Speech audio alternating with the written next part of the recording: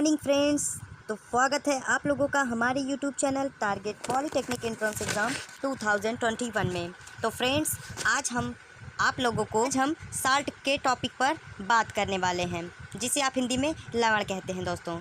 Friends, यदि आपने अभी तक इस वीडियो का पार्ट 1 नहीं देखा है तो प्लीज़ उसे जाकर देख लीजिएगा, क्योंकि उसमें मैंने अम्ल और क्षार के बारे में डिटेल से बताया हुआ है दोस्तों, और उसका लिंक मैंने डिस्क्रिप्शन बॉक्स में दे दिया है। और अगर आप इस चैनल पर नए हैं तो प्लीज़ इसे सब्सक्राइब कर देना दोस्तों, और यदि वीडियो पसंद आए तो प्लीज़ अपने दोस्तों के पास भी शेयर कर देना दोस्तों। तो चलते हैं अपने टॉपिक की ओर।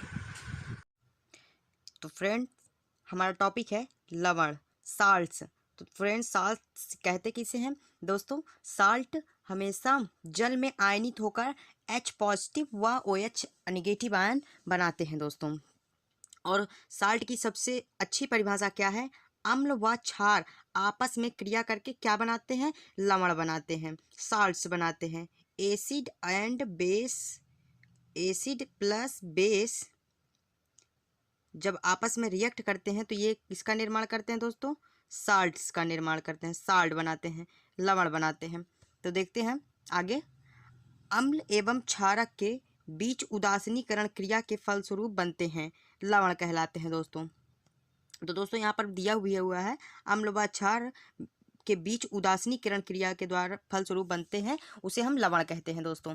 तो इसका उदाहरण समझ लेते हैं। जैसे आप लोग समझ सकते हैं, CH3COOH एक प्रकार का अम्ल है दोस्तों, और दूसरा है हमारा बेस। ले लेते हैं, क्या ले लेते हैं? NaOH ले लेते हैं। जब ये आपस में रिएक्ट करते हैं दोस्तों तो ये बनाते हैं CH3COONA। यहाँ से OH आयन और यहाँ से H आयन निकल जाता है दोस्तों, और प्लस हमारा H2O बाहर हो जाता है।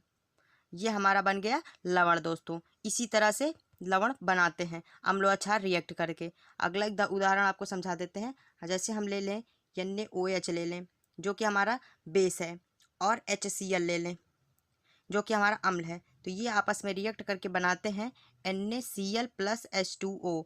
यहाँ से OH और यहाँ से H निकल जाता है दोस्तों, और H2O बाहर हो जाता है, और हमारा बचता है जो Na और Cl, वो लवण बनता है। क्या बनता है? ये लवण बनता है, साल्ट बनता है दोस्तों। तो चलते हैं आगे लवण के वर्गीकरण पर। तो लवण का वर्गीकरण दिया हुआ है।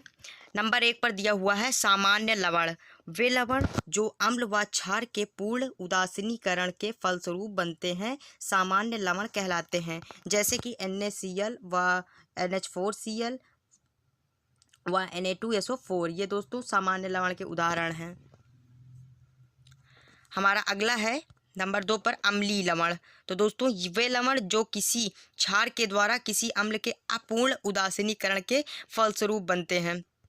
इसमें अपूर्ण उदासीनीकरण के फलस्वरूप बनता है तो वो अम्लीय लवण होता है। तो दोस्तों, इसका उदाहरण भी दिया हुआ है NaHSO4, और दूसरा उदाहरण दिया है NaH2PO4। ये दोस्तों अम्लीय लवण के उदाहरण हैं। हम आगे चलते हैं। हमारे तीसरे नंबर पर है मिश्रित लवण। वे लवण जो एक अम्ल के 2 क्षारों द्वारा अथवा एक क्षार के 2 अम्लों द्वारा उदासीनीकरण के फलस्वरूप बनते हैं, मिश्रित लवण कहलाते हैं दोस्तों। तो ये हमारा उदाहरण दिया हुआ है विरंजक चूर्ण, ब्लीचिंग पाउडर, CaOCl2 दिया हुआ है दोस्तों। हमारा अगला है द्विक लवण, डबल सॉल्ट जिसे कहते हैं दोस्तों। ये बहुत इंपॉर्टेंट है, डबल सॉल्ट। वे लवण जो 2 सामान्य लवणों के विलयन के वाष्पन के फलस्वरूप बनते हैं, द्विक लवण कहलाते हैं दोस्तों।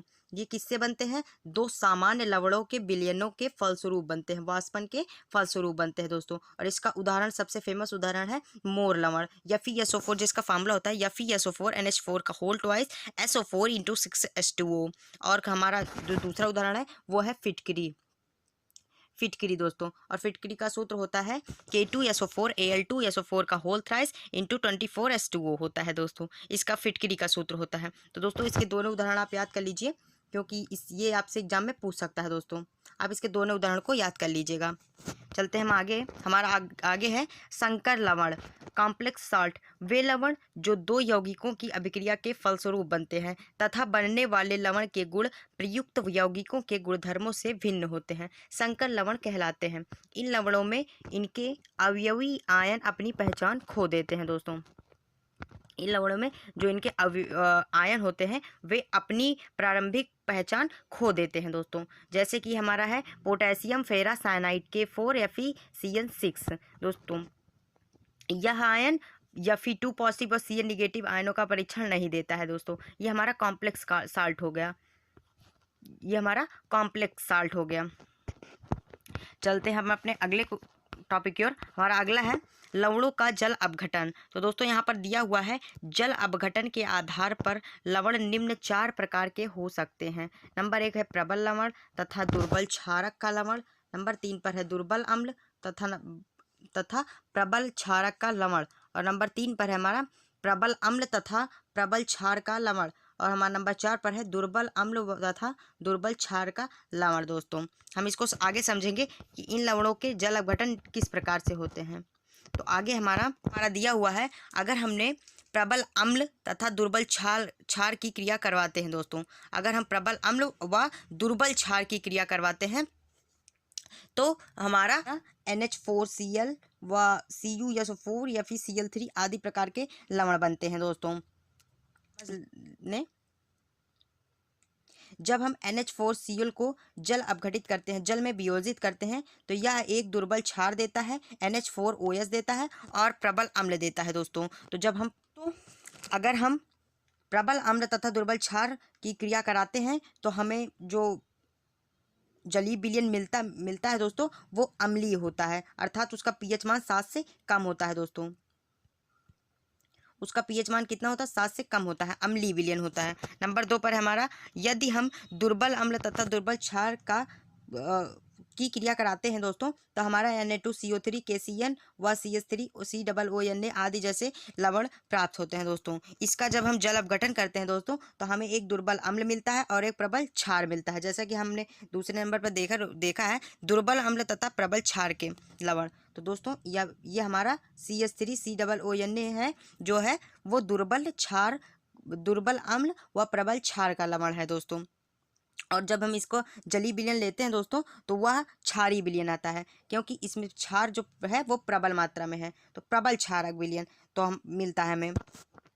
इसका जलीय विलयन भी हमारा क्षार में होगा दोस्तों और इसका pH मान 7 से अधिक होगा। और आगे चलते हैं, हमारा तीसरे नंबर पर है प्रबल अम्ल तथा प्रबल क्षार की क्रिया द्वारा बने लवण। तो दोस्तों प्रबल अम्ल तथा प्रबल क्षार की क्रिया द्वारा बने अम्ल NaCl K2SO4 होते हैं आदि प्रकार के लवण हैं दोस्तों। इनका जल अपघटन नहीं होता है। इन लवणों का जलीय विलयन उदासीन होता है, अर्थात pH मान 7 होता है दोस्तों। तो किन लवणों का जल अपघटन नहीं होता है दोस्तों? ऐसा क्वेश्चन आपसे एग्जाम में पूछ सकता है दोस्तों। तो आप लोग जान लीजिए कि प्रबल अम्ल तथा प्रबल क्षार से बने लवणों का जल अपघटन नहीं होता है दोस्तों। तो आपको यहाँ पर एक पॉइंट तैयार हो गया दोस्तों। और इनका जलीय विलयन जो है वो उदासीन होता है, ना तो pH 7 से कम होता है और ना ही इनका pH मान 7 से अधिक होता है दोस्तों। अगर आप pH मान के बारे में नहीं जानते हैं तो हम आपको इसके आगे pH बताएंगे दोस्तों।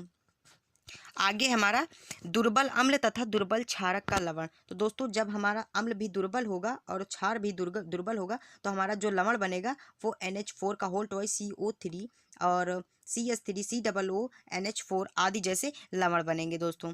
और इनका जो जलीय विलयन होगा वो अम्लीय भी हो सकता है और क्षारीय भी हो सकता है दोस्तों। तो आगे चलते हैं हम। आगे हमारा pH पैमाना। दोस्तों pH पैमाना किसी पदार्थ के तनु जलीय विलयन की अम्लता व क्षारकता को मापने के लिए सॉरेंस ने एक पैमाना विकसित किया जिस पर 1 से 14 तक की संख्याएं अंकित होती। तो दोस्तों यहाँ पर आपसे पूछ सकता है एग्जाम में एक टॉपिक पर कि pH पैमाना किसने विकसित किया। तो दोस्तों pH पैमाना किसने विकसित किया है? सॉरेंस ने। किसने? सॉरेंस ने। याद रखिएगा दोस्तों, सॉरेंस। आगे हमारा है ये संख्याएं तनु जलीय विलयनों की अम्लता व क्षारकता को pH के रूप में व्यक्त करती हैं। तो आगे चलते हैं, पॉइंट में दिया हुआ है पीएच का मान 7 होने पर विलयन उदासीन होता है। दोस्तों आप लोग जानते भी होंगे जब पीएच बराबर 7 होता है तो वो विलयन को जो होता है वो उदासीन होता है, न्यूट्रल होता है दोस्तों। और अगर 7 से कम होता है तो उसका मान पीएच अगर 7 से कम होता है तो वो विलयन अम्लीय होता है। और जब पीएच 7 से अधिक हो जाता है दोस्तों तो उसका विलयन जो है पीएच मान 7 से अधिक हो जाता है तो वो विलयन क्षारीय में आता है दोस्तों, वो क्षारीय विलयन कहलाता है दोस्तों। आगे हमारा दूसरा पॉइंट है, पीएच मान को हाइड्रोजन आयन की सांद्रता के रूप में व्यक्त किया जा सकता है दोस्तों। तो जैसा कि यहाँ पर व्यक्त किया हुआ है दोस्तों, पीएच बराबर माइनस लॉग हाइड्रोजन आयन दोस्तों, हाइड्रोजन आयन की सांद्रता। दोस्तों जब ये सक्रिय द्रव्यमान लगा हुआ होगा दोस्तों, इसे हम सक्रिय द्रव्यमान कहते हैं, तो ये हमारा कंसंट्रेशन को व्यक्त करता है दोस्तों। आप लोग जान लीजिएगा, अगर ये ऐसे बॉक्स में बंद होगा दोस्तों तो ये हमारा किसको व्यक्त करेगा, कंसंट्रेशन को। तो यहाँ पर ये क्या बता रहा है, हाइड्रोजन आयन की सांद्रता को निरूपित कर रहा है दोस्तों। तो यहाँ पर हमारा जो है वो हाइड्रोजन आयन की सांद्रता को निरूपित कर रहा है। तो जब हम इसको आगे सॉल्व करेंगे तो H पॉजिटिव की सांद्रता बराबर हो जाएगा 1 × 10⁻⁻ pH हो जाएगा दोस्तों। ये हमारा बेसिक फार्मूला है हाइड्रोजन आयन की सांद्रता ज्ञात करने के लिए, और ये हमारा है pH ज्ञात करने के लिए दोस्तों। और हमारा अगर pH या POH में 1 दिया हुआ है तो हम उससे दूसरा निकाल सकते हैं, क्योंकि pH प्लस POH बराबर होता है दोस्तों 14 होता है। कितना होता है, 14 होता है। अर्थात हाइड्रोजन आयन की सांद्रता प्लस OH आयन की सांद्रता बराबर कितना होता है, 1 × पर दोस्तों ये लिखा हुआ है, आप इसको याद कर लीजिएगा। आपको एक उदाहरण के तौर पर इसे समझा देते हैं कि इससे किस तरह के सवाल बनते हैं दोस्तों। तो हम एग्जांपल ले लेते हैं। एक जलीय विलयन का पीएच मान 5 है, इसमें हाइड्रोजन आयन की सांद्रता ज्ञात करनी है। तो दोस्तों हमारा जो पीएच बराबर दिया हुआ है दोस्तों, वो कितना दिया हुआ है, पीएच बराबर दिया हुआ है दोस्तों वो 5 दिया हुआ है।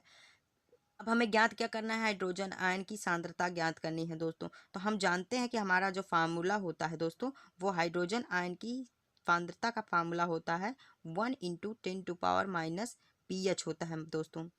क्या होता है, 1 × 10⁻⁻ pH होता है दोस्तों। अच्छे से लिख देते हैं दोस्तों इसको, -pH होता है। अब हम pH के स्थान पर 5 रखेंगे, क्योंकि हमारा जो 5 दिया हुआ है pH मान दिया हुआ है, तो हम इसको रख देंगे, ये हो जाएगा -5। तो दोस्तों ये हमारा हाइड्रोजन आयन की जो है सांद्रता आ जाएगी दोस्तों, ये हमारा आंसर हो जाएगा। तो इसी तरह से आप निकाल सकते हैं दोस्तों।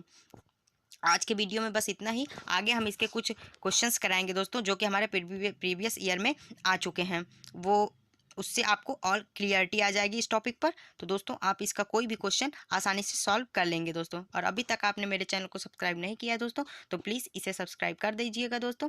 आप मिलते हैं अपने नेक्स्ट वीडियो में, तब तक के लिए धन्यवाद।